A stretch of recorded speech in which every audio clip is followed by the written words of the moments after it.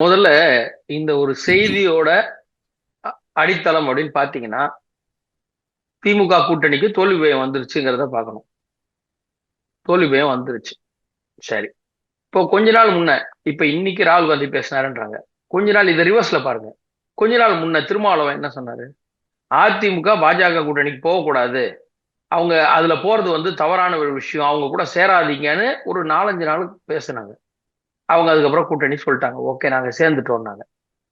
அதுக்கப்புறம் இப்ப விஜய் அவர்கள் கொஞ்சம் அந்த பிரச்சாரம் எல்லாம் இப்ப இந்த கரூர் சம்பவத்துக்கெல்லாம் அப்புறம் முன்னாடியே ஒரு பேச்சுவார்த்தை உங்களுக்குள்ள நடக்குதுன்னு ஒரு செய்தி வரும்பொழுது என்ன சொன்னாரு? அதிமுக பாஜக கூட்டணி விட்டு போயிடக்கூடாது, உங்க நம்பிக்கை கெட்டு போயிரும், நீங்க அதெல்லாம் விட்டு வந்துடாதீங்க, வேண்டாம், நீங்க விஜய் கூட போறதா ஒரு செய்தி வந்தது, அது பண்ணீங்கன்னா அதிமுக மேல இருக்கிற நம்பிக்கை மக்களுக்கு போயிரும், நீங்க அப்படி வரக்கூடாது அப்படின்னாரு.